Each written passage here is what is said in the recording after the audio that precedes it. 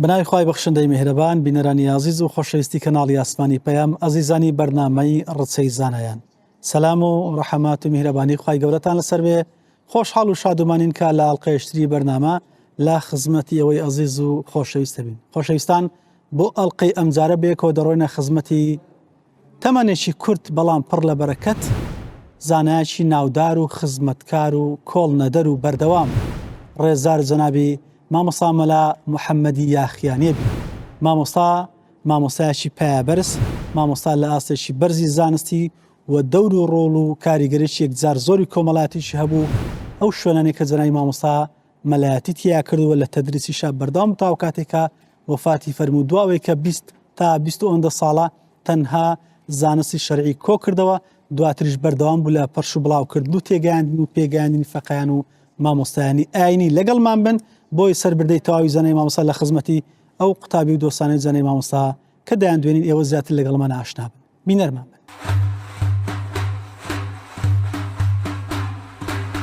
ژیاننامەی مەلا محەممەدی یاخیانی ناوی تەواوی محەممەد عەلی پیرۆتە ناسراوە بە مەلا محەممەدی یاخیانی ساڵی 1935 لە گوندی یاخیان لەدایک بووە تاقانەی باوک و دایکی بووە بۆیە هەرزوو خراوەتە بەرخوێندنی حوجرە مامۆستا لە ژیانیدا 20 ساڵ سەرقاڵی خوێندن بووە لەم شوێنانەوانەی خوێندووە یاخیان خۆرخوڕا گەڵاڵا لۆتەر میرزا ڕۆستەم سەرگەڵوو هەروەها لە ڕۆژهەڵاتی کوردستانیش خوێندوویەتی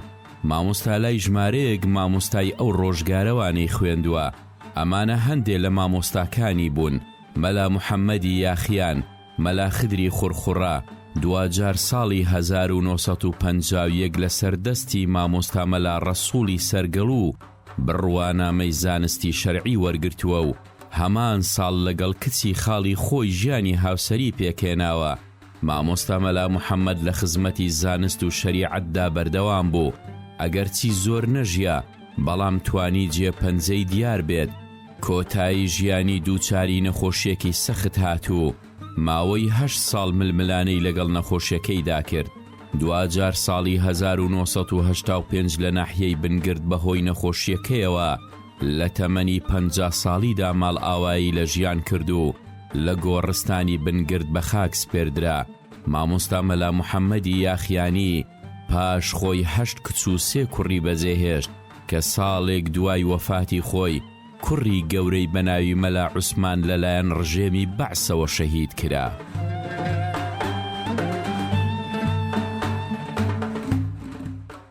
بەڵێ بینەرانی عزیز و خۆشەویستی ڕچەی زانایان دووبارە سەلامی خوای گەورەتان لەسەر بێ.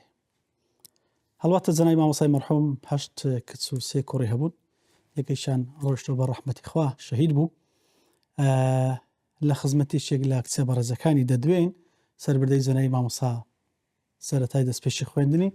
ئەو ساڵ و شوێنانەی کە مامۆستا تەدریسی تێکرد و تا ئەو کاتێک کە بڕوانامە زانستی وەردەگرێت و دواتریش قۆناغی دۆمی بەشی بەرنامەلەوەی کە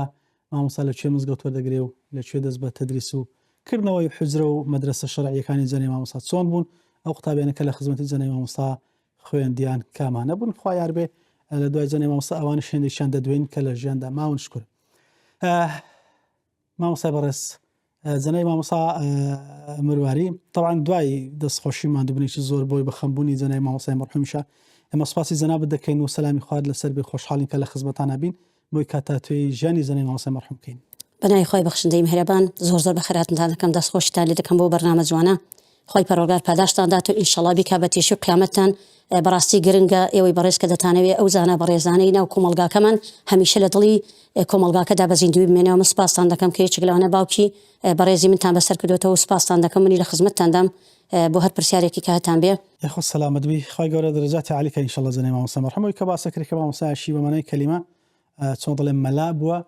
لە خزمەتکردن و لە تەدریس و تعلیمە خوای گەورە دەرەجاتی عالیکا و تەمەنی ئێوەش لەسەر خێر باقی بێ مامۆستا دەمێ پرسیارەوە لە جەناب بکەم کەوەی پێویستە لە بەڕێستانی بکەم مامۆستای مەرحوم دەستپێشی خوێندنی با بڵێن ساڵی چەند چۆتە بەر تدریسی شەرعی و ئەو گوند و شار و دیهاتانێ و شوێن و شار و وڵاتانی مامۆستا بۆی گەڕاون کامانە بوو نەگەر معلوماتی لای مامۆستا. بەڵێ دیارە باوکم هەر لە سەرەتای تەمەنیەوە با پیرم ڕەحمەتی خوای لێ بێ زۆر مەبەستی بۆ کە کوڕێکی تاقانەی هەبووە، تاقانەی 5 قوشک بووە، زۆر مەبەستی بۆ کە بینێتە بەر خوێندنی حوجرە و هەوڵی زۆری لەگەڵدا و هەر لە زۆر ناردوێتێ بەر خوێندن. باوکم تقریبا 20 ساڵ بۆ 25 ساڵ تەدریسی کردووە. ئەو شوێنانی کە باوکم تەدریس تێدا کردو ئەوەی کە بە من گەیشتووە 20 ساڵ بەس خوێندیتی مامۆستا؟ 20 ساڵ بەس خوێندوێتی، 20 بۆ 25 ئەوەی من 20 وەزانی من کە لەدایکم 20 بۆ 25 ساڵ بەردەوام خوێندوێتی و زۆر شوێنی کردو، زۆر شوێن گەڕا. ئەو شوێنانی کە من بەبیرم مابێ و من بیانزان و پێم گەیشت پێ بە حکمی کە منیش تەمەنێکی زۆرم نەبوو کە باوکم وفاتی کرد. من 12 ساڵ بووم، تقریبا 6 ساڵ بەباشی تۆ بەبیری دێ ئەو لەو تەمەنەیە. باوکم لە گوندی خۆمان لە یاخیان لای مەلا محمودی یاخیان خوێندوێتی، لای مەلا خەدری ڕەحمەتی خی گەورە دەرەجاتیان عالی کە یا ڕەبی هەمویان لە خزمەت ئەوە خوێندوێتی. دواتر لە گوندی لۆتەر لە میرزا ڕۆستەم لە گەڵاڵێ لە ڕۆژهەڵاتی کوردستان لە ئێران خوێندوێتی کە لە بێوران بیستومە کە لەوێش خوێندنیی زۆری کردووە. دوجار لەسەر دەستی مامۆستا مەلا ڕەسووڵی سەرگەڵووی خی گەورە دەرەجاتی ئەویش عالیکە لەسەر دەستی و ئیجازەی مەلایەتی وەرگرتووە. بەڵێ ئەو شوێنانە مامۆستا دەکرێت بۆن من ئەگەر معلوماتە بێ ئەگەر چی تەمەنەکەشی زۆر ماشەڵڵا مەبەستمەیە زەمانەکە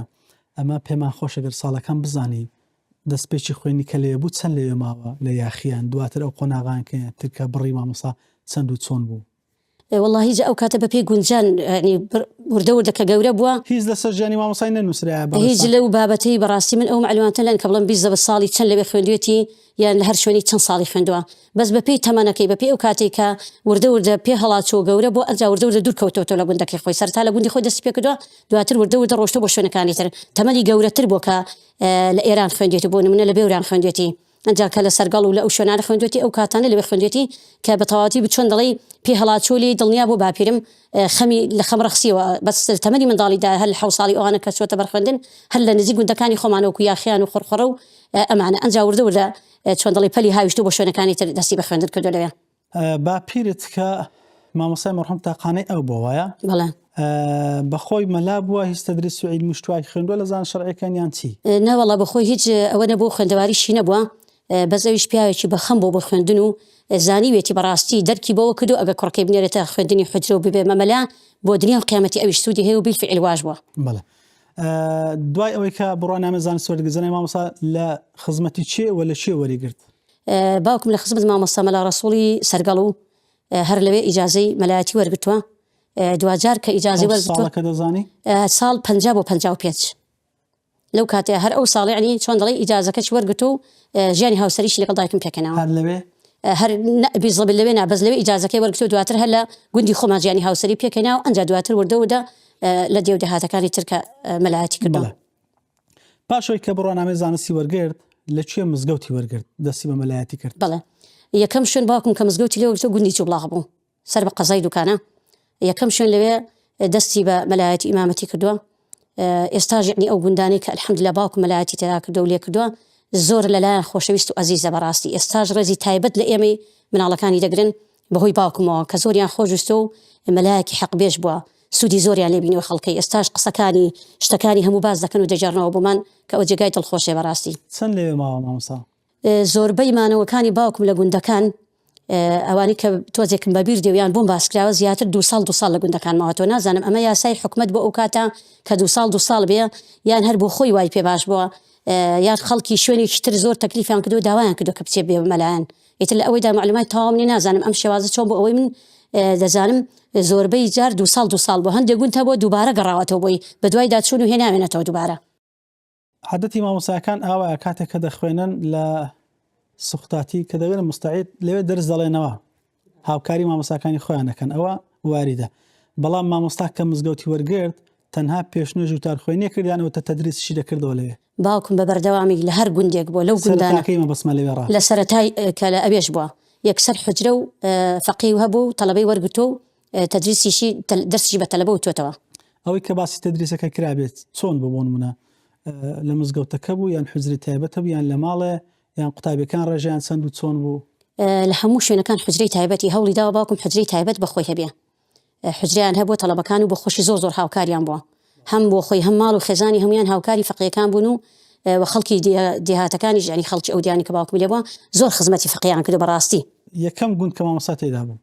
دواتر ڕۆژتە چیە گوندەکانی دیگەر ناوەکانیان بزانی و ساڵی مانەوەکانی شوی کە باس کرد تقریبا 2 ساڵێک دەماوە. بەڵێ ئەو گوندانەی کە بڵێ لە بیرم بەس 20 نازم لە دوای ئەو گوندی جوبڵاغ چۆتە کوێ بەڵام ئەگەر تەماشا بکەین لە قەزای دوکانەوە هەتا ئەگاتە سلێمانی زۆربەی زۆری گوندەکان باوکم مەلایەتی تێدا کردووە فەقێ و حجری هەبووە لە دوکان بوو لە بڵێ گوندی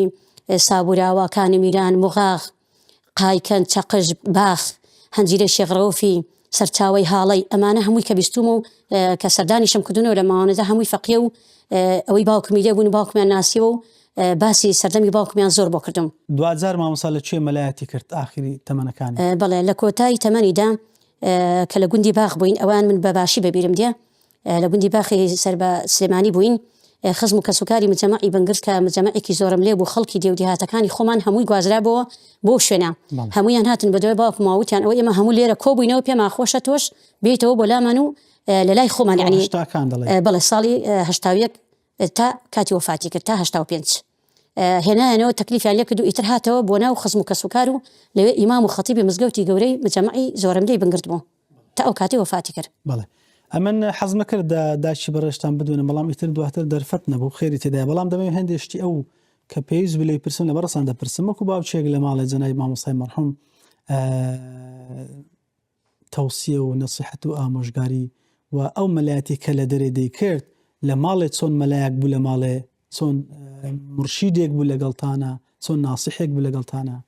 ماشاءالله لێبێ یعنی نازانم من ناتوانم ئەو وەسفانی باوکم ناتوانم حەق خۆی پێ بدەم ئەگە باس بکەم ئەو تەمەنە کە من هەم بوو کە 6 ساڵ بەبیرمیە بەڕاستی بەمانای کەلیمە باوک بوو لە هەموو ڕۆیەکەوە زۆر هەوڵی دەدا بۆ پەروەردەکردنی ئێمە هەتا بۆ دایکم زۆر هەوڵی دەدا قورئانی پێ ختم کە بۆ خوشکەکانی زۆر هاوکاری هەمویان بوو زۆر خوشکەکانی لەلا بەڕێز بوون ئێمە خێزانێکی گەورە بووین هەر هەموو مابەیەکەوە بووین 5 خوشک دوای خوای گەورە کە ئەم 8 کچە ئەم 3 برایە هەموو مابەیەکەوە بوون لەگەڵشدا ماڵێکی زۆر میواندار بوو خوشکەکانیش هەر ئەو بڵێن باوچیان بوو بەمانای کەلیمە بۆ خوشکەکانیش هەر باوک بوو ئێستاش ئێمە خوشکەکانی باوکم هەر بە خوشکی خۆمان ئەزانین باوکم زۆر بۆ ماڵ و مناڵی خۆی زۆر بە خەمی پەروەردەمانەوە بۆ بەڕاستی بەڵگەشم بۆ ئەوەیە کە کاک مەلا عوسمانی برام کە هەمومان گەورەتر بوو هەر ئەویش بە هەمان شێوە زوو خستوێتی بەرخوێندن ئەویش ئیجازەی مەلایەتی هەبوو ئیجازەی علمی دەرهێنا لە دوای باوکم ئەو ئیمام و خەتیب بوو بەس بەداخەوە تەمەن ڕێگەی پێ نەدا و 1 ساڵ لە دوای باوکم ئیمام و خەتیب بوو کە حکومەتی بەعز ئەو کاتە هەر لەسەر ئەم دینی خوای پەروەردگارە گرتیان و شەهیدیان کرد بە شێوەیەکی زۆر دڕندانە ئەگەر نابڵێ ئەوی بۆ جۆرە پەروەردەکرێت الحەمدولله کوڕ و کچەکانی تریش هەموو بە هەمان شێوە من بۆ خۆم لەگەڵ خوشکەکانی ترم ئەو خوشکانم کە خوێنەوارێمانێ باوکم زۆر گرنگی بە خوێندەواری کچەکانیش دەدا بەڕاستی خەڵکی مجەمەعەکە جارێکیان کۆبوونەوەیان نابێت کچەکان بخوێنن لەبەرەوەی کچەکانی ئێمەش حەزیان لە خوێندن دەبێ فەرمووی من هەردەیان یارم دەبێ هەر بخوێنن لە پۆلیسی سەرەتایی قورئانی بە ئێمە ختم کرد ئەنجا هێندە خۆشحاڵ بوو کە قورئانی پێ ختم کردین ئەو کاتە 10 دیناری بە هەدیدا بما کە 10 دیناری ئەو کاتە زۆر بوو زۆری پێخۆش بوو لەگەڵ ئەو هەموو مەشغەڵەتی و سەرقاڵی کای بوو کە باوکم کەسێکی کۆمەڵایەتی بوو جگە لەوەی ئیمام و خەتیب بوو بەڕاستی ڕشسپی بوو بەڕاستی سەرگەورەی چۆن دەڵێ عەشیرەت و کەسوکارەکەی خۆی بوو شتێکت مای بە کورتی سواس دەکەین وەڵایم پێم خۆش بوو چەند خاڵێکی زۆر کورت ئەگەر کات هەبێ باسی چەند سیفەتێکی باوکم کەم کە پێم خۆشە بەڕاستی هەم لە هەموو ئینسانێکی مسلمانە ئەم سیفەتانە هەبێ بە تایبەتی لە مامۆستانی بەڕێز ئاینی باوکم لەگەڵ ئەوەی کە مامۆستایەکی ئاینی بوو کە لە ڕووی شەرع و زانستەوە علمەکەی دەگەیاند کە زۆر خەمی کۆمەلگای بوو کە شەرمی نەدەکرد لە گەیاندنی شریعەتی خوای پەروەردگار پیاوێکی بوو عەقڵێکی تیجاری گەورەی هەبوو هیچ کاتێک چاو لە دەستی هیچ کەسێک نەبوو لەگەڵەوەی کە دەتوانرا لەو دێودێهاتەنە کاتی خۆی خزمەت بکرێ بەڵام باوکم بەبیرم دێ لە گوندێک بووین وەکو خەڵکی گوندەکە باوکم گەنمی کردبوو برنجی کردبوو نۆکی کردبوو تەماتەی کردبوو جارێکیان خوشکێک زەکاتی هێنا بۆ ماڵی ئێمە کۆڵێکی بەکۆڵەوە بوو نازم گەنم بوو چی بوتی مامۆستا ئەمە زەکاتە بۆ جەنابتمێنا بۆ ماڵی ئێوە وتی یاخوا بە خێر بێ دەسەکانت خۆش بێ بەڵام والله من زەکاتم پێ ناشێ ئەمەی بەرە بۆ ماڵی مامۆستا فڵان کەسی ئەو فەقیرە ئەو زەکات بێژ من زەکاتم پێ ناشێ جا ماشەڵڵا عەقڵێکی تیجاری زۆر عەجیبە بوو ئەگەر پارەی چەبووە دەچوو لە شارێک لە شارەکان ئەرزی دەکڕی خانووی دەکڕی کاتێک وەفاتی کرد لە 31/85 کە وەفاتی کرد 3 خانومان لە شارە جیاوازەکان هەبوو لە ڕانی خانومان هەبوو لە سلێمانی خانومان هەبوو لە دوکان خانومان هەبوو ئەنجا کەسابەتی ئەکرد باوکم بەبیرم دێ دەچوو لە شنگال مەرەزی دنەوە دەیفرۆشت ئەمە زۆر گرنگە بۆ مامۆستایەکی ئاینی کە بەو جۆرە کار و کەسابەت بکاو هیچ کاتێک چاوی لە دەستی کەسەوە نەبێت کاریگەری لە تەدریس تعلیم مامۆستاش نەکرد هیچ کاتێک کاریگەری لەسەر ئەوە نەکردووە چونکە دیارە بۆ خۆی بە بەرنامە ئەوە کردوێتی و ئەم جۆرە ئیشانەی کردووە ئەوە لە ڕووی پەروەردەیەوە هیچ درێغی نەکردووە.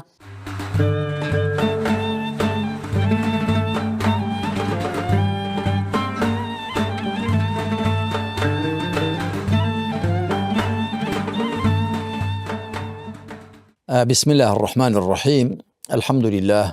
وصلى الله تعالى وسلم وبارك على رسول الله محمد وآله المهتدين بهداه. من الصحب والأزواج والقرابة والتابعين لهم بإحسان إلى يوم لقاء الله.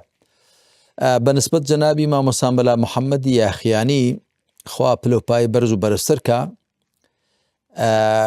ئەو کاتێ من یەکدیمان ناسی هەڵبەتە من تازە دەگەیشتمێ تازە هاوسەرگیریم کردبوو ساڵی 84 بوو لامەبیست منداڵمان نەبوو بوون جەنابی مامۆستا لە ئوردوگای بنگرد بوو لەوێ لەگەڵ ژمارەیەکی دیکە لە مامۆستایان ئەوەی لە یادم بێ مامۆستا مەلا خدری خوڕخوڕەیش بوو هەروەها مامۆستا مەلا حەسەنی مامۆستا مەلا حەسەنێک بوو کۆمەڵێک مامۆستای دیکەش بوون مامۆستا مەلا تەیب بوو ئەوانە هەموو لەو دەوروبەرە بوون جا ئەوەی کە من لە یادەما بێ بەنسبەت جەنابی مامۆستا مەلا محەممەد چونکە ساڵێک دوای ئەوە واتە ساڵێک دوای 84 لە 85 ئەوانە کۆچی دوایی کرد مامۆستا پیاوێکی مەجلیس خۆش بوو و پیاوێکی قسەزان بوو ئەوەی دێتەوە یادم پیاوێکی زۆر خانەدان و بە معریفەت بوو ئێستا لە یادمە جارێگە من چوم ئەویش بە مناسبەتی چوونی من و کۆمەڵێکی دیکە لە مامۆستایانێکی هەموو پێکەوە بانگێشت کردین یعنی پیاوێکی زۆر سەخی و نانبدە بوو جەنابی مامۆستا ئەو کۆل لەگەڵ مرواری خانی کچیدا باسم کرد وام هەز دەکرد کە لەو کاتە لە سەروی 67ەوە بێ ئەویش پێی وابوو کە لەوانەیە کەمتر بوو بێ وتمەڵاهی بە بەڵگەی و بە نیشانەی ئەوەی کە ڕیشسپی بوو مامۆستاوە هەستم دەکرد کە نزیکی هەفتا بێ ئەوانە ئەویش دەگوت ڕەنگە زوو مووی سپی بوو بن ڕەنگە تەمەنی هێندەنەوە بێ بە هەر حاڵەوە دوایی دەگونجێ زیاتر تەمەنەکەی ساغ بکرێتەوە مامۆستا کوڕێکی هەیە بەناوی مامۆستا مەلا عوثمان ئەو مامۆستا مەلا عوثمان هەر مەلا بوو لای من دەرسی دەخوێن لەگەڵ 15 لە مامۆستایانی دیکە لە نێویاندا مامۆستا مەلا سەید ئیبراهیمی نۆڵسکە خوا لێی خۆش بێ هەروەها مامۆستا محیدین بوو جەنابی مامۆستا سی عەبدوڕەحمانی سەرسیان بوو مامۆستا مەلا عەبدوڵڵای لۆتەری بوو مامۆستا عەبدوڵڵا کەوانە هەموو ماون ئێستا هەروەها مامۆستا مەلا محەممەدی خانەڵێ بوو مامۆستا مەلا حاجی مامۆستا مەلا حوسێنی سۆفیان بوو وە ژمارەیەکی دیکەش لە مامۆستایان من دەرسی تەفسیرم پێدەگوتن جەنابی مامۆستا مەلا تەیبیش خوا لێی خۆش بێ و خوا پلۆپای بەرزکە ئەویش پێماوی فیقهی پێدەگوتن جا مامۆستا مەلا عوثمان کە پێماوی کوڕی گەورەی مامۆستا مەلا محەممەدی یاخیانی بوو ئیعدام کرا ڕژێم گرتی ئیعدامی کرد بەوە کە پێم وایە پێش کۆچی دوای مامۆستا بوو یا دوای کۆچی دوایەکەی بوو بە هەر حاڵ ئەوە شتێکی گەورە بوو بەڕاستی جەنابی مامۆستا مەلا عوثمان مامۆستایەکی گەنج بوو زۆر پیاوێکی خۆشەویست و مەحبوب بوو بیرەوەریشێک کە لەگەڵ جەنابی مامۆستا هەم بێ ئەوەیە یا لە تەعزی ئەو بوو یا لە تەعزی مامۆستا مەلا خدری خوڕخوڕەیی بوو چونکە بە دوای یەکدا مردن ئەو دوو مامۆستا دووچیان مامۆستای بەتەمان و ڕیشتبی بوون مامۆستا مەلا خدر مامۆستای مامۆستا مەلا محەممەدیش بووە دەرسی بەو گوتووە لە تازیەکێکیاندا بۆ من جارێک لە ئوردوگای بنگرد بە زۆری کە دەچوومە تازیەکان داوای لێ دەکردم هێندێک قسە بکەم منیش لەو کاتەدا ژمارەیەک لە بەرپرسانی بەعس هاتن ئەمن و مخابرات و ئەوانەیان لەمە بە هیدووکان و دەوروبەرە بوون منیش ئاەتەکانی سەرەتای سوڕەتی ئەلبەقەڕەم تەفسیر کردن بەتایبەتی ئەو شوێنەی کە دەفەرمێ ومن الناس من يقول آمنا بالله وباليوم الآخر وما هم بمؤمنين يخادعون الله والذين آمنوا ما يخدعون إلا أنفسهم وما يشعرون ئاوەد ئاەتەکان لە دوایان شوم کە باسی منافقەکان دەکا ڕێک مەبەستیشم پێ ئەوان بوو سەرانی و بەرپرسانی بەعز بوو کە هاتبوون لە کۆڕی ماتەمینەکەدا دانیشتبوون وەکو گوتم یا تازەی مامۆستا مەلا محەممەد بوو بەڕەحمەت بێ یا هی مامۆستا مەلا خدر بوو بەس پێمەوەی مامۆستا مەلا محەممەد چونکە ئەو پێش مامۆستا مەلا خدر وفاتی کرد دیارە من ئاەتەکانم تەفسیر کردن و خەڵکەکە هەمووی دەیانزانی لەگەڵ ئەوانمە دوایی لە ڕۆیشتندا مامۆستا من بە سارێک هاتینەوە بۆ گوندی سەرسیان ماڵم لە سەرسیان بوو مامۆستایەک لەگەڵم سوار بوو کێرێکا کە مامۆستا وتم بەڵێ وتی ئەوە چیت کرد وتم بۆ وتی وەڵی نە تۆ لێ دەبوویەوە نە دیوارەکە واوە دەڕۆی پشتم پێوەدا بوو زۆر ترسام نەترسایی ببانگرن وتم بەرێ وەڵا خۆ مەترسی شەر هەیە بەڵام جا مامۆستا خۆستان دەبێ حەقی بڵێ و ڕژەمە زانین چی کردو بە میلەتە ئێمە وتی وەڵی ڕاستە کاکە بەڵام بەخوا من زۆر ترسام وتی الحەمدولیلا خۆ نەجاتت بوو هیچمان لێ نەهاتوو ئەوانە مامۆستا مەلا محەممەد وەکو بیستوشمە ئیمتیازێکی دیکەی هەبە بەسەر مەلایەکاندا ئەویش ئەوەیە کاسب بووە مروارەخانی هێندەی وردەکای لەوبارەوە بۆ باس کردم یعنی گوتی کە کۆچی دوایی کرد ئێمە خانومان هەبوو نازەم دوو خان و لە سلێمانی خانوێک لە هەولێر خانوێک لەکوێ بەڕاستی پێم شتێکی باش بوو یعنی چونکە خاڵێکی بێهێزی مامۆستایان وەکو لە کتێبی زانانی ئیسلام چێن و چۆنن داباسم کردووە ئەوەیە کە چاوێن لە دەستی خەڵک بێ جا مامۆستا مەلا محەممەد بەدەستی خۆی کاسب بووە هەر بۆیە توانی وشێتی کە نان بدە و سەخیش بێ چونکە کوردەواری خۆمان دەڵن بسمیلای لە سفرەی خاڵی ناکرێت دەبێت شتێکە هەبێت جاوزا دەتوانی خەڵک بانگێشتکەی و خەڵک داوەتکەی و خزمەت بکەی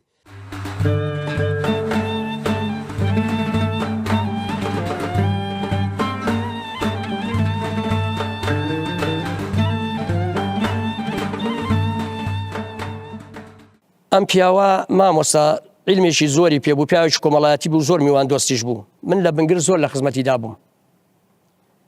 شتێک لەوە خۆشتر مامۆستا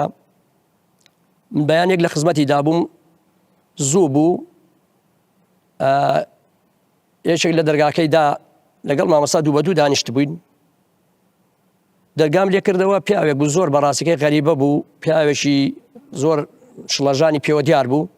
خەڵکی ئەم گوندانە بۆ قوربان دەور و بشتی ئەم پیرەمەگرون سلێمانی ناوی گوندەکەی نامێ بێنم ئەم پیاوە کە هاتە ژوورەوە و لە خزمەتی مامۆستا دانیشت و مامۆستاش فەرمووی کاکە فەرموو تۆ غەریبەی خەڵکی ئەم منتیقەی نی دی وەڵاهی مامۆستا من بەڕاستی خەڵکی ئەم منتیقەی نیم خەڵکی دیاکەی دەزانم مامۆستا جێنێستا خەڵکی ئەم دیهاتانەی دەوری پشتی پیرەمەگرون ئەو گوندانەیە حاجی مامۆستا بەلا محەممەد پرسیاری لێ کرد وتی کاکە تۆ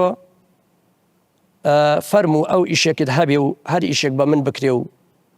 بە من چارەسەر بکرێ ئیشەڵڵا کراوە بە ئیزنی خوا وتی وەڵاهی مامۆستا من کێشەی تەلاقم هەیە تەلاقم خواردووە مەسەڵم ئەمەی وەوە دژەڕمەوە قوربان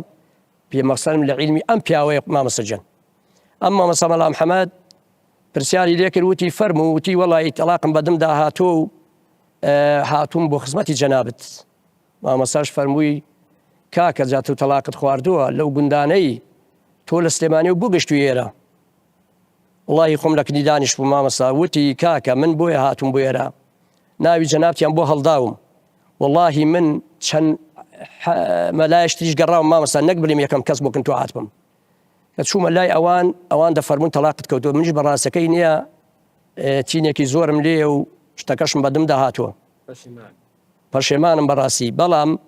چوومە لای مامۆستا مەلا دەڵگەیش قوربان ئەوم لە بیر جوان ماوە مامۆستاش فەرمووی جا کاکە تۆ چووبێ لای مامۆستا مەلا دەڵگەیی پیاوێکی عالمە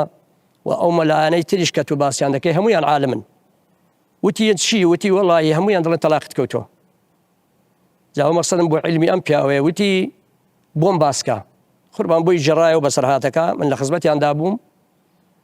کە بۆی جێڕایەوە گوتی کاکە تۆ ئەمات بوو مامۆستاکانیش کەس قسە کرد وتی بەڵێ مامۆستا بەخوا کەم و زیادەی لێ ناکەم وتی کاکە من سوێندت دەدەم ئەمەی بۆمانت قسە کرد بۆ منت قسە کرد بۆوانیش هەر ئەوەیە وتی بەڵێ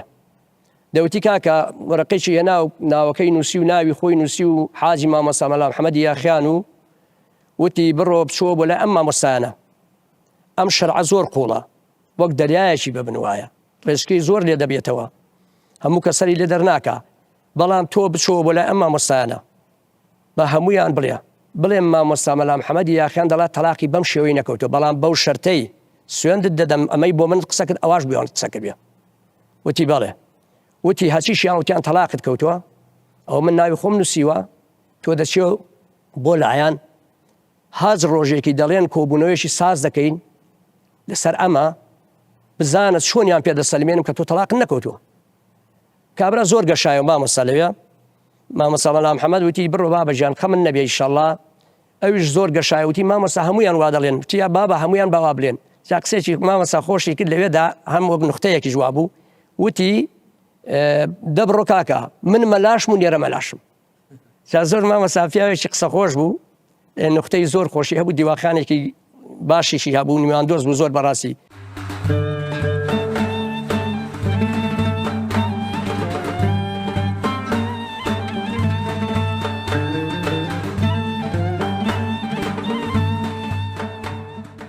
مامۆستا ماوەستا مەلا محەممەد مەشهور ماوەستا مەلا محەممەدی یاخیانی یەکێک بوو لەو مامۆستا گەورانێک کە لە کوردستان مەلایەتی کردووە، نەک لە دەیەکەی خوان لە سەندەها دێهات مەلایەتی کردووە. یەکێ لەوانە کاریم بیران، یەکێ لەوانە لە مغاغان، یەکێکە لەوان لە یاخیان، لە لە جوبڵاخ، لە زۆرینی ئەو دێهاتانە مامۆستا بە درێژایی ئەو تەمەنی کە هەی بووە مەلایەتی کردووە. جا مامۆستا مەلای 12 عیلم بووە، یعنی ئیجازە وەرگرتووە مەلایەکی گەورە و زانا و پیاوێکی بلیمەت و ئەم مامۆستایە کۆمەڵێک خەسڵەت و خیساڵی گەورەی هەبووە. یەکێ لەوانە ئەوە کە هەر خەریکی مەلایەتی بووە، چونکە مەلایەتیکردن بە هەموو کەس ناکرێ. کام مەلایەتی؟ مەلایەتی دوو مەلایەتی هەیە، ئیوا هەیە مەلایەتی دەکا بۆی کە خۆی پێبژێنێ و ڕزق و ڕۆزی و وەرحاصل ژیانێکی پێپیاکا و لەگەڵ لە پاڵ ئەمێ کە ئیمامەتی دەکا ئەوەش دەکا. بەڵام مامۆستا محەممەد لەو مەلایانە نەبوو. مامۆستا محەممەد لەو مامۆستایانە بوو کە هەموو ژیانی خۆی تەرخان کرد بوو بۆ مەلایەتی، یعنی یەکلا ببووە بۆ مەلایەتیکردن، کاری کۆمەڵایەتی لە ناو خەڵکە بێدەوام دەرسی دەگوتەوە. مامۆستا محەممەد لە هەر شوێنێک بوو بێ فەقیه هەبووە، دەرسی گوتۆتەوە، عیلمەکان ئەلحەمدوللا یعنی فەقیه چاکچاکی پێگەیاندووە. و مامۆستا یعنی هەموو ژیانی خۆی مەلایەتی ئەو تەمەنەی کە سەرفی کردو نێسکەی 56 ساڵ خەریکی مەلایەتی بوو، مەلایەتێکی زۆر چڕوپڕ، مەلایەتێکی بەقووەت، یعنی بەدەم خەڵکەوە بووە، خزمەتی خەڵکی کردووە. پاشان یەکێ لە سیفاتی مامۆستا بۆ پیاوێکی بەخشندە بووە، یعنی بێدەوام حەزی کردووە میوانی هەبێ، بێدەوام حەزی کردووە لە ماڵەوە میوانێکی هەبێ و لە خزمەتیوانەکەیدا بێ و خزمەتی میوان بکە. بۆیە مامۆستا محەممەد لە تەمەنی لە ژیانیدا دانەبڕاوە. مەسەلا کاتی خۆی کە حکومەتی عێراقی زەمانی عەبدولکەریم قاسم ویستی دین لاواز بکە، هەساچی کرد ئەوانەی کە مەلای چاک بوون، مەلای 12 عیلم بوون، دەورەیەکی بۆ کردنەوە 6 مان وا باسەکەن، بۆی ئەم مەلایانە واز لە مەلایەتی بهێنن لەو دێهاتانە وەکو سەرگەڵ و وەکو هەڵەدن و مەسەلا شارستێن و ئەمانە واز بێنن بێن مامۆستایەتی بکەن، یانی ببن بە معەلیم، کردی بە معەلیم. بەس ئەم مامۆستا محەممەد قبولی نەکردووە، یعنی لەگەڵ ئەو مەلایەتی خۆی کە هەی بووە مەلایەتی کردووە و بۆ ژیانە تاڵ و ناخۆشە و ئەو کاتە مەعاشیش هەر نەبووە، یعنی دوایی ئەو مەعاشە داکەوت. دوایی کە ساڵی وابزانم 76 پێم وابێ، ئەو کاتە کە حکومەتی عێراقی بڕیارەدا مەلایەکان بێن ئیمتیحانێک بکەن لە هەولێر لە دیوانی ئەوقاف، مامۆستا محەممەد یەکێک بۆ لەوانە ئەو کاتە چووە، یعنی لە تقریبا چەندەهای ساڵ کە مەلایەتی کردووە بۆ مەلایەتی ڕازی بۆ بە ژیانی مەلایەتی بە فەقیری بە دەستکوتی بە هەژاری، دوایی ئینجا هاتوو بەشداری ئەو ئیمتیحانی کردو. لەبەرەوە مامۆستا محەممەد هەم لە ڕووی کۆمەڵایەتی پیاوێکی سەرکەوتوو بووە، زۆر پیاوێکی کۆمەڵایەتی بووە، زۆر لەگەڵ خەڵکا، زۆر گەش و گەشاوە و سەردانی خەڵک و زیارەت و بەتایبەتی خزمانی جاف و ئەو دێهات و منتیقانی کە تەمەن دۆڵی جافایەتی و ئەو هەموو دێهاتانی منتیقەی مەرگە و بنگرد و ڕانیە و دووکان و ئەملاتر و منتیقەی سووداش و ئەوانە دەورێکی گەورەی هەبوو، یعنی پیاوێکی ناسەرا و پیاوێکی خۆش مەشرەب و پیاوێکی یعنی گەورە و ئەوە خاڵش کەش ئەوە بۆ کە گوتمان پیاوێکی بەخشندە، پیاوێکی دەستکراوە، پیاوێک بووە میوان پەزێر بووە، پیاوێک بووە بە حەقەت حەزی لە میوانداری و ئەو شتانە بووە، ئەو کەسێک نەبووە یعنی ڕابکات لە دەست میوان و ئەو مەسائلانە. خاڵش کەشی ئەوە بووە کە بێدەوام فەقی ڕاگرتووە، بێدەوام یعنی وەکو قورئان وەکو پێغەمبەری خوا صلی الله علیه و سلم خەیرکم من تعلم القرآن وعلمه، مامۆستا یەکێک بووە لەوانە بەڕاستی. بۆیە دەتوانین بڵێن مامۆستا مەلا محەممەدی یاخیانی ڕەحمەتخوای لێ بێ یەکێک بووە لە شامەلاکانی کوردستان و یەکێک بوو لە زانایانی گەورەی کوردستان، یەکێک بووە لەو مەلایانەی کە لەگەڵ حەقا بووە، بێدەوام تەبلیغی دینداری کردووە، ئیسلامەتی بڵاو کردوێتەوە، شریعەتی ئیسلام بڵاو کردوێتەوە، پیاوێکی عەقیدە پاک بووە، پیاوێکی پاک و خاوێن بووە، پیاوێک بووە یعنی لەسەر ئەو دینداری و ئیمان و عەقیدە و بیر و باوەڕە پاکەی کە هەی بووە بێدەوام ئیستیقامەی کردووە. بۆیە بە حەقیقەت مامۆستا محەممەد دەتوانین بڵێن ئەو خەسەتە گەورە کە ئیستیقامە بووە لە مامۆستا محەممەدە هاتەتە دی، ئیستیقامی کردو لەسەر دینداری، ئیستیقامی کردو لەسەر مەلایەتی، ئیستیقامی کردو لەسەر کاری کۆمەڵایەتی کۆڵی نەداوە، ئیستیقامی کردو لەسەر دەستگوتنەوە، لەسەر خەڵکی فێرکردن بۆی دروستکردنی مەلا و ئیمام و خەتیب و باخواز و ئەمانە بۆی کە زیاتر یعنی دیندارەکە بەخۆتر بێ و دینداری ئێساش کە دەبینی پەرێزی ئەو مامۆستا بەرەزانە لە مەنتیقەکە مامۆستا مەلا عوسمان فەقێ بوو ئێمە ڕەفیقی یەک بووین فەقێ بوو بەڵام فەقەیەکی زیندوو یعنی ئەو کاتە کە سەرەتایی ئەم سەحوەی ئیسلامی و پەیابوونی بڵین سەحوەی ئیسلامی فکری جیهادی و ئەوانە بوو مەلا عوسمان ڕەحمەتی خوا لێ بێ یعنی ئەو فکرێ هەبوو بەحەقەن یعنی فکرێکی زیندوو فکرێکی جوان کەسێک بوو یعنی وەکو لە فکری باز بوو کەسێک بوو یعنی جیهادی بوو کەسێک بوو حەزی دەکرد کە ئیسلام بگەڕێتەوە ئیسلام قوتی هەبێ ئیسلام هێزی هەبێ جا دەڵێن مامۆستا مەلا محەممەد ڕەحمەتی خوا لێ بێ ئەوەندە مەلا عوسمانی خۆشویستووە دلی نەهاتووە کە چوون وەزێگای دلی نەهاتووە بەیەکەوە بڕۆم تێتینەوە خوا نەخواستە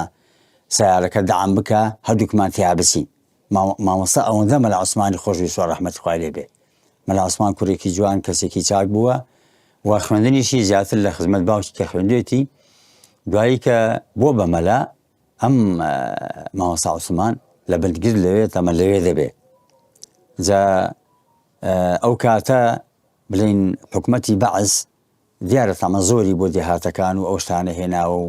دێهاتی ڕاجێزە کرد و خەڵکی ئەزیێتە کرد و سزای خەڵکی دەدا و خەڵکی دەربەدەرە کرد و دێهاتەکانی تێکەدا ئەمانە مەلا عوسمان لەسەر ئەمە و لەسەر ئەمەی کە حکومەتی بەعز خزمەت گوزاری ناکە هەستاوە خۆپیشاندانیان کردووە چەند ڕۆژێک بەردەوام بە ئەو خۆپیشاندانانە دوایی زیاتر حکومەتی بەعز حیزبی بەعز کە سەیری کردووە سەرەداوەکەی دۆزیوەتەوە کە لە مەلا عوسمانە یانی ڕەحمەتی خوای لێ بێ بەهۆی مەلا عوسمانەوە توانیوانە ئەو خۆپیشاندان و ئەو ناڕەزایی و ئەو شتانە بکەن چکە وەکو مەلایەک دەرکەوتووە وەکو مەلایەک و قسەی کردووە و بۆتە پێشەوای خەڵک و ڕێپیشاندەری خەڵک و ئیمامی خەڵک و ئازایەتی و جورئەتێکی گەورەی هەبووە زیاتر مەلا عوسمان بووە جا بۆیە دوا ئەوە تەمەن حکومەت تەرکیزی کردووە لەسەر ئەوەی کە مەلا عوسمان و چەند نەفەریکە لەسەر گرتوونی دوایی هەرچەندە واسەیان بەکراو لەلایەن ماڵی مام چۆخا و چیت و ئەمانەوە ئیسفادەی نەبوو ئەوەی کە من خوێندومەتەوە لە ساڵی 86 یاعدام کرا وازان پاش 7 مانکە گیراوە دوایی یاعدام کراوە زۆر کەسایەتی و خەڵکێکی زۆر هەوڵیاندا بوو یاعدام نەکرێ بەڵام حکومەتی عێراق سەرەداوەکەی دۆزیوەتەوە کە چیەکە مەلا عوسمانە مەلا عوسمانیش بەهۆی ئەمەی کە کوڕی مامۆستا بوو بۆ خۆی مەلا بوو ئیمام خەتیب بوو دیارە هەستی کردووە بەو مەسئولیەتە هەستاوە خۆپیشاندانی کردو هەستاوە ناڕەزایەتی کردووە لە حکومەتی عێراقی و پیاوانە بەڕاستی هاتوۆتە مەیدانەوە خەڵکێکی زۆر لە بەرگردوو لە شارەکان خۆپیشاندانیان کردووە ناڕازی بوون لە حکومەتی بەعز لەسەر ئەمەی کەوا مەسەلا ئەو دیهاتانە ڕاگۆزەکە ئازێتی میلەتی کوردەکە ئازێتیانەکە بە تایارە و تۆپ و تایارە و چیچ و ئەمانە لیانەدا دیهاتەکانیان کاول بووە ئیتر لە دژی ئەمانە و دژی ئەمەی کە خزمەت گوزاری بۆ شارەکەیان نەکراوە هەڵدەستی ئەو خۆپیشاندانە دەکات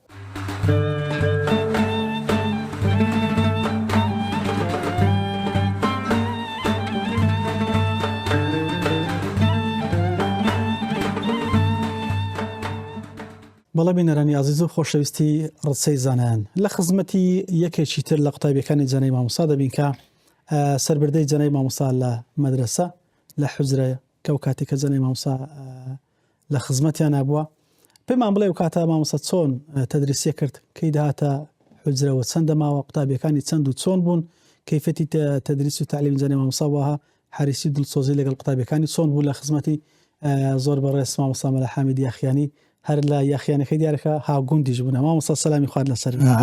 عەلەیکە سەلام بەخێری سەلامی خۆی لەسەر جەناب و هەموو جێگران و هەموو مسلمانان بێ پێشەکی بە خێراتنی جەنابەت دەکەم مامۆستا جەعفەرجان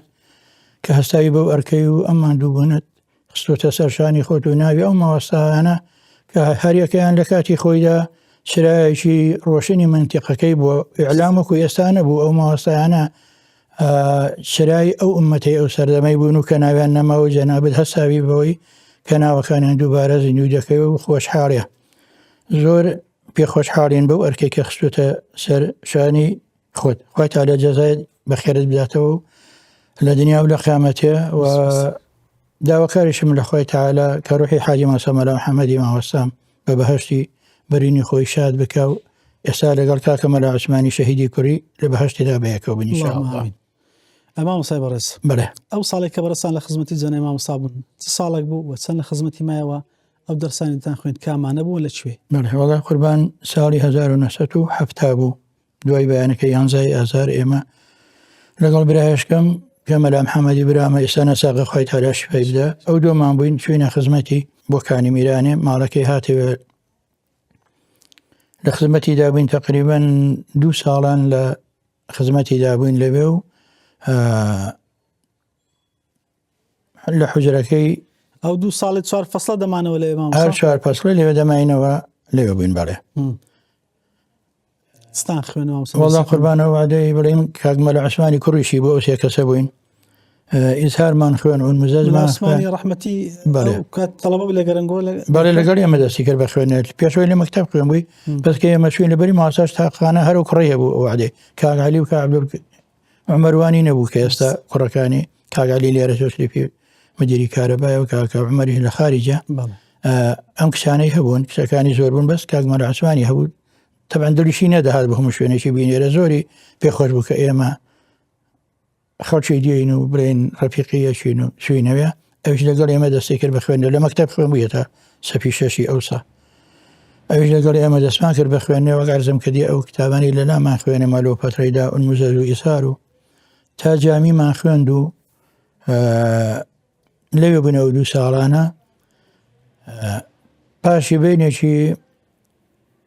کە تقریبا ساڵێک دوای ئێمە کە لێ بووین کۆمەڵش کەش فەقێ پەیدا بوون ئەو خاڵانەی لە خودی جەنابی مامۆستا هەبوون لە ڕووی کەسایەتی مامۆستا جیای بکاتەوە لەگەڵ مامۆستاکانتر بەڕێستان تەمەنێکتان کە بینیوتانە ئەو خاڵەت جەوهەریانە کامانان لە مامۆستاکە باسی بکەیت وەگارزم کردی پیاوێکی قسە خۆش مەجلیس خۆش یعنی هەتا برێ لە هیچ ڕێکیەوە ماوەسا کەم و کوڕی نەبوو ئەوسا بڵێن ماوەسا ناسرا بوو ئەوە ڕەفیق کوشتیوی نەماوەن بڵێن لەو مانتیقانە کە بڵێم لەگەڵ چێ دەچوو بەس زمانی ماوەسا شێخ محەممەدی و قەرەداخی ئەوانە بوو کە وەزیری ئەو قاپەوانە بوو لە سلێمانی و ئەو ماوەسانە تەبعەن هەموو دەیان ناسی و زۆر چاک ماوەسایان دەناسی و زۆر لەلایەن بە حورمەت و پیاوێکی گەورە بوو لە مانتیقەکەیدا لەوانەیە بڵێم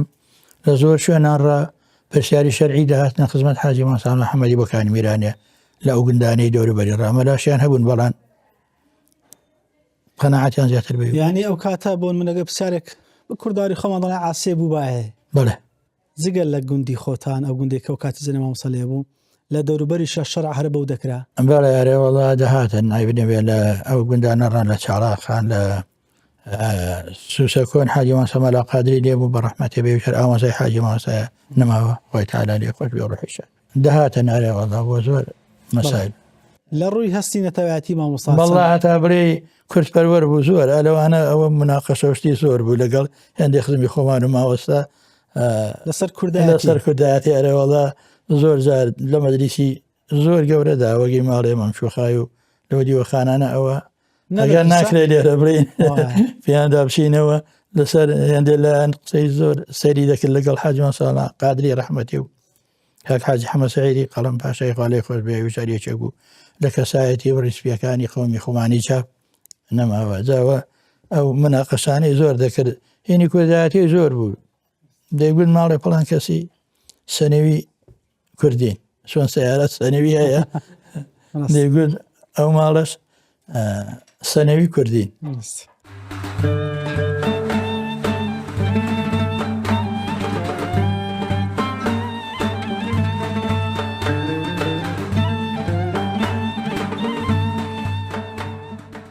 بەڕێز مامۆستا عەبدوڵڵاه خۆرخوڕەی لە خزمەتی جەنابی مامۆستا قوتابی بوون بە خزمەتی گەیشتن وەکو قوتابیەک ئەگەر لە بەڕێستان بپرسم مامۆستا بە ئێمەمان و بینەرانی ئازیز ئاشناکەی پێناسکەی چۆن وەسی مامۆستاکەتەکەی وڵا دیارە ئێمە کە ساڵی 1970 مجەمەعی بنگلمان بۆ دروستکرا سەر بە قەزای دوکان ئەو کاتی کە ئێمە وەکو عەشیرەت لەوێ دامەزنە عەشیرەتی جاف مامۆستا مەلا محەممەدی یاخیانیش کە یەکی بوو لە مامۆستا ئاینیەکانی عەشیرەتی جاف لە دەرەوەی مجەمەعەکە بوو لە نزیک سلێمانی لێوە لەسەر داوای جەماوەرەکەی خۆمان مامۆستا تەشریفی هێنایەوە لە مزگەوتی گەورەی مجەمەعی بنگرد بوو بە ئیمام و خەتیبمان. کەسایەتی مامۆساوەکو مامۆسایشی چۆن دەڵێ پڕعلم حەریص لەسەر دەرس و دراست و دڵسۆزی بەرامبەر بە فەقێکانی. مامۆستا مەلا محەممەد یاخیانی مامۆستایەکی سادە و خەوتوو بێئاگانە بوو لە وەزعی دنیا، لە یەک کاتدا ئیمام و خەتیب بوو و لە یەک کاتدا خاوەنی دیوەخان بوو و لە یەک کاتدا خاوەنی قەرار و بڕیار بوو و مامۆستا دەوری ڕسپیاتی و کوێخایەتیشی دەبینی. کوێخایەتی بە معنای ناحەقینە، بە معنای ئەوەی کە بەڕێوەبردنی خزم و عشیرەت و براگەوراتی و چارەسەرکردنی کێشەکان. یعنی هیچ کاتێک نەبوو کە ماڵی مامۆستا پڕ نەبێت لە میوان و لە جەماوەر، بۆیە مامۆستا دەتوانم بڵێم چرایەکی بلاجکتۆر بوو بەسەر 540 ماڵەکەی مجەمەعی بنگردە. ئەو ڕۆڵێک کە جەنای مامۆستاهی بوو لەوێ تەنها مامۆستا بوو لەوێ کە چاوساغی و خەڵکە بێ و کاتە نەخێر وەکو باسم کرد مامۆستا هەم مامۆستای ئاینی مابوو و هەم ڕسپی ینی مامۆستایتر هەبوون لەوێ کە بەڵێ لە هاوتەمەنی مامۆستای مامۆستا مەلاخەدی خوڕخوڕێ هەبوو، بەڵام مامۆستا خوات زاو پاداشتی داتەوە، کابراایەکی زۆر ڕەبانی بوو و زۆر تێکەڵاوێکی خوایی بوو. بە تەبعی دروستبوونی خۆی مامۆستا زۆر تەداخلی ئیشەکانی نەدەکرد. مامۆستا مەلاخەدر زۆر بە هەندی ئیش هەڵ نەدەستا، زیاتر لایەنە دینەکەی بەسەریدا زاڵ بوو، بەڵام مامۆستا مەلا محەممەدی یاخیانی هەردوو لای گرپوو وەکو بڵێ هەم پیاوی دین بوو هەم پیاوی دنیا بوو. لەتیفە ژیانی جەنای مامۆستا وەڵام مامۆستا نقطەی خۆشی زۆرن، بەڵام تەنها باسی دوو نقطەیان دەکەم. دەڵێ جارێکیان کابرایەک دەیەوێت بێئادەبی بکە بەرامبەر بە مامۆستا، وەکو بڵێ دەڵێ حساب بۆ مەلایەن ناکەم. مامۆستا لە وەڵامدا دەفەرمێ بە براگەورەم بزانی هەبرا گەورەتم، بە براگەورەم نەزانی هەبرا گچکەمی. ئەوە خاڵێکیان. خاڵێکی دیکەش ئەو بەری مەرگەی کە بەناوبانگ بوو بە کاڵک و بە ترۆزی و بە میوەجات، دەڵێ کابرایەک گەشێ لەو جوتیارانە لەسەر قەیاغی دەربەندە و کاتی قەیاغ بوو پردی بۆ نەکرابوو. هەموو جارێکە مامۆستای دەدیگ مامۆستا سەلام و بۆ نادی پێدگەیشتن، مامۆستا ئەحوالم پرسی پێیان گوتی، دەڵێ مامۆستای وا بێزار کرد بوو ڕۆژێکیان فەرمی کاکە سەلام ناخورێ، ڕۆژێکیان فەردەیە کاڵک و ترۆزی بە هەدیە بنێدا، منیش بە پیاوەتی تۆ دێدم بە میوانەکانم. مامۆستا کەساتی مامۆستا ئەوە باسەکەی بیستمانە، بەڵام ئەو کاتەکە بەڕێسانە لە حوزرەکە مامۆستاتان دەبینی دەرسەکانی لە چ کاتێک دەهات و چەند دەماوە دانی بەیانەکەی و دانیوارەکەش داهاتەوە یان چەند و چۆن بوو؟ ماڵەکەی مامۆستا وەکو بڵێ چەند مەترێک لە مزگەوتەکەەوە دوور بوو. ئەو کاتێک کە حکوومەتی عراقی مزگەوتی دروست دەکرد خانی خزمەتی بڵێ خانووی مامۆستاشی دروست دەکرد، بۆیە من لە ساڵی 1970ەوە هەتا 1995 کە وەفاتی کرد هەمیشە لە خزمەتی دابووین. لە یەک کاتدا هەم لە خزمەتیاندا دەرسمان دەخوێن و لە یەک کاتدا خۆمان بە کوڕی ماڵەکەی دەزانین. لەبەرەوەی بەڕاستی ماڵێکی وا ڕاشکاو بوو، یعنی هەستت بە سام و بە ترس و بە بیم و بەو شتانەدا دەکرد کە دەچی بۆ ماڵێ وا دەزانی دەچی بۆ لای باوک و دایک و خوشک و برایەکانی خۆت، خوا هەڵناگرێ ئەوانیش بەرامبەر بە ئێمە هەروە بوو.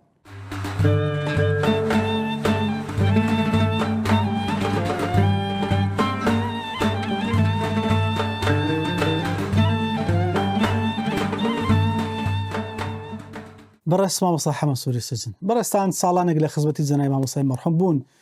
پێناسەی کەساتی جەنای مامۆسام لە بۆ بکە ئەو کاتە هەم وەکو پێشەوایەک، وەکو ئیمامێک، وەکو مجاهیدێک، وەکو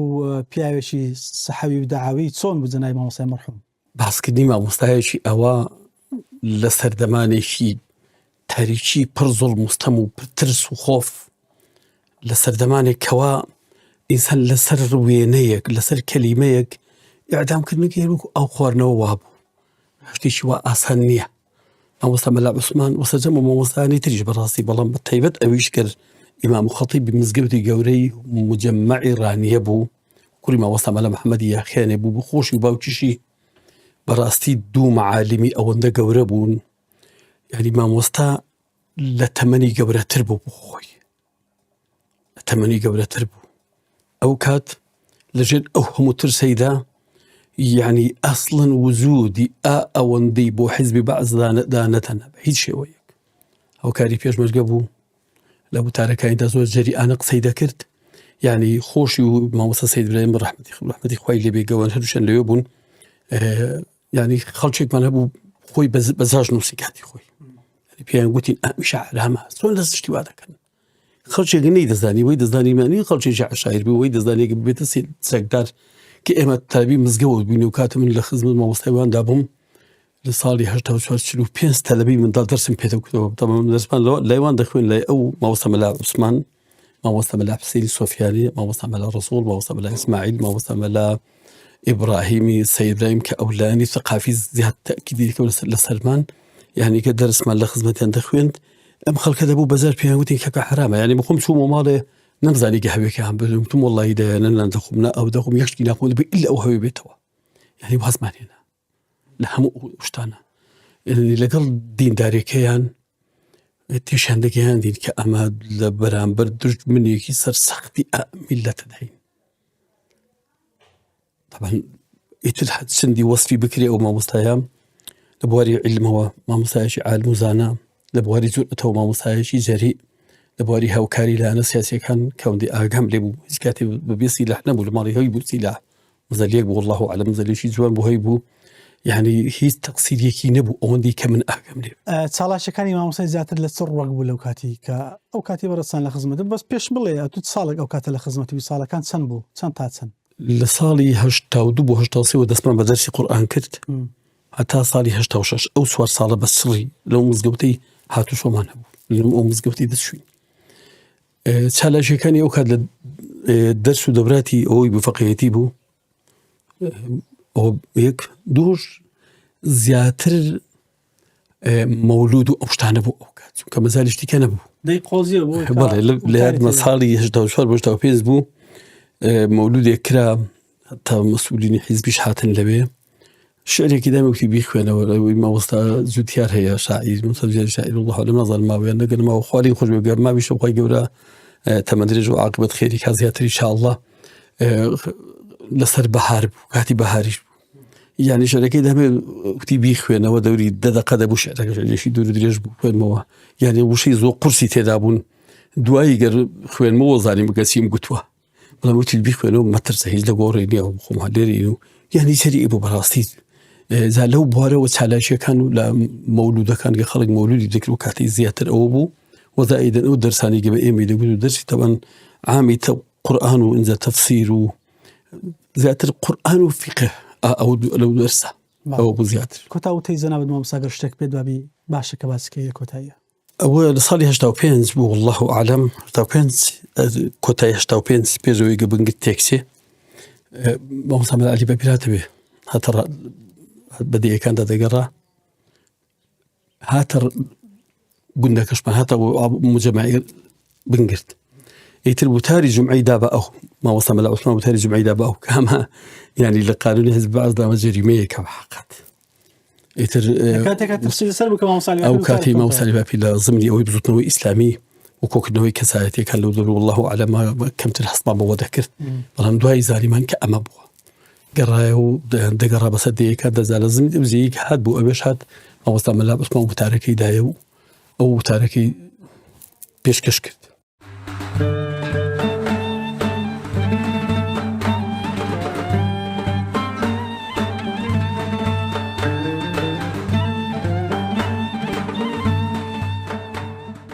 بەڵێ بەڕێزان و خۆشەویستان لە خزمەتی یەکێکی تر لە قوتابیەکان زانای مامۆستا بین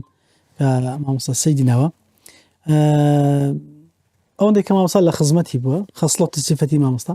وەڕع و تەقوای مامۆستا و دراسەتی مامۆستا و کاتێکە لە خزمەتی بۆ بزانین چۆن بووە مامۆستا لە بەمانی باسەکە ئینشاءالله. مامۆستا سلام عەلەیکم. وعلیکم السلام ورحمة الله وبركاته. ساڵی چەند بەڕێستان لە خزمەتی زانای مامۆستا بوون مامۆستا؟ پێشەکی بەخێرتان دەکەم. خێراندار بن یا ڕەبی. یاخوا بەخێرن خۆی گەور پاداشتان داتواربی. وڵات دەربارەی حاجی مامۆستا مەلا محەممەد جەنابی من لە خزمەتی بووم لە ساڵی 1969 لە گوندی چاڵاخ سەر بە ناحەی سوداش قەزای دۆکان و پارێ سلەیمانی. تو وەکو فەقێ چی بێ مامۆستا یان وەکو فەقێ لە خزمەتدا خوێندووە ئەو کاتەی مامۆستا بەڵێ مەدرسەیەکی باشی هەبوو و مامۆستا تقریبان سمعەیەکی چاچی هەبوو لەبارەی زانست و خوێندەواری ئەوانەوە معلومە زانستە عولەمە شەڕەکان لە خوێندووە ماوەیەکی زۆر لە خزمەتی بووین و ئیستیفادەی زۆرمان لێ کردووە. مامۆستا ئەو کاتی کە بەڕێستان لە خزمەتی بوون حوزرەکەی چۆن بوو قەڵەباڵغی و تەڵەبەکانی چەند و چۆن بوون؟ وەڵا قوربان ئەو کاتی حوزرەکەی مسەلح بوو ئەو حوزە مستەلحان زۆر کەم بوون لە گوندی ساڵاخ حوزەکە تقریبا لەو کاتەیدا ئەمە دەوری 7 کەس 8 کەس بووین کە قوتابیەکان و فەقیەکان دەمان خوێندن دەمانەوە لێ مامۆستا بە تابتی دەماینەوانێ بەڵام مەسەڵەن قەزیە فەقیاتی زیاد دەکا و کەم دەکات بەڵێ جاروا زۆر دار و کەمن ڕاست لەو کاتەی ئەوی کە من لە بیرم بێ تقریبا ژمارەی 7 کەس 8 کەس دەبووین لە خزمەتماندا دەخوێن بۆ سوودیش زۆرمان لێ بین بەتەنێ بوو مامۆستا لەوێ مامۆستا تەشریف بەتەنێ بوو بخۆی هەموو دەرسەکانی دەگوتەوە هەموو دەگوتنوانێ ئەوەندێکە لێو بووین ئەو دەرس هەندێک تقریبا 4 کەس لاویمان دەخوێن ئەوی دیکە سوختە بوون چونکە لە فەقاتدا سوختە هەیە مستعیدی هەیە مستعید بوون کاتی مستعید بووین ئەمن کتێبێکم دەخوێن ئەو کاتەی کتێبەکە منە جامی مەلازامیان پێ دەگوت هەرچی گەبێ مەلازامی دەبووم بە مستعید لە خواروی پێی دەگوترێ سوختە چوەخت دەرسەکانتان دەخین مامۆستا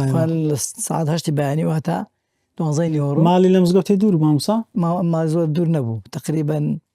سافەی 100 مەترێک دەبوویان هەموو ڕۆژێ مامۆستا سبێنە داتە مزگەوتی دەوری ساعت 8وانە هەموو ڕۆژان داهات ئیلا ڕۆی سێشەمە و جمعان نەبێ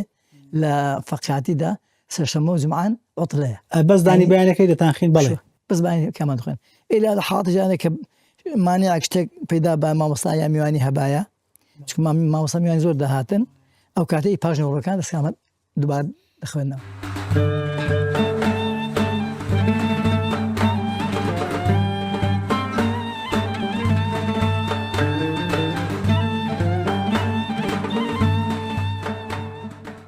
بەڵێ بینەرانی عەزیز و خۆشەویستی ڕچەی زانایان ئەوەی بیستمان لە زار و زبانی مامۆستا عەزیز و خۆشەویستانە بەشێکی کەم بوو لە ژیانی پڕ لە سەروەری ڕێزار جەنابی مامۆستا مەلا محەممەدی یاخیانی هەڵبەتە باسکردن لە ژیانی و کەڵە پیاوە دەرس و پندێکی گەلێک زۆری تیا لە بەرەوەی بە مەنای کەلیمە زانە و هەروەها تایبەت بۆ خواژیە تا ئەو کاتێک وەفاتی فەرموو مامۆستای پایبەرز لە هێندی ڕیوای دەڵێن لە 25 چەندێک دەڵێن لە 35 لەدایک بووە و لە یاخیان طبعاً دوا بەدوای ئەوە مامۆستا کە قۆناکانی خوێنێت تاو کات و بڕۆنامەی زانستی وەردەگرێت و دوایە کە مزگەوت وەردەگرێت و لەگەڵ هەر شوێنێک کە بۆی ڕۆشتووە ئیلا تەدریس و تعلیمی تیا کردووە دوجار لە ساڵی 1985 لە سلێمانی وەفات دەکات لە گۆڕستانی بنگێرد تەرمی پیرۆزیان لە مەراسیمێکی شایستە بە خاک دەسپێرن دەخوازین و دەپارڕێن کە مامۆستای مەرحوم خوای گەورە ڕۆحیانەتی لەگەڵ شەهیدان و پیاوچاکان و ساڵحان و پێغەمبەران حەشر کات و تەمەنی چۆن دەڵێ قوتابی و منداڵەکانیشی پڕ لە خێر و بەرەکەتکە بۆی لەسەر ئەو ڕێچکە پیرۆزی خزمەتکردنی ئاینی پیرۆزی ئیسلام باقی بن لەسەر کردەوەی چاک سپاسی بینەرەوە عەزیز و خۆشەویستی شەکەین تا بە گەشتنەوە ئەسپاردەی خوداتانەکەین کە سپاردەوە زایاناکە. السلام علیکم ورحمة الله وبركاته.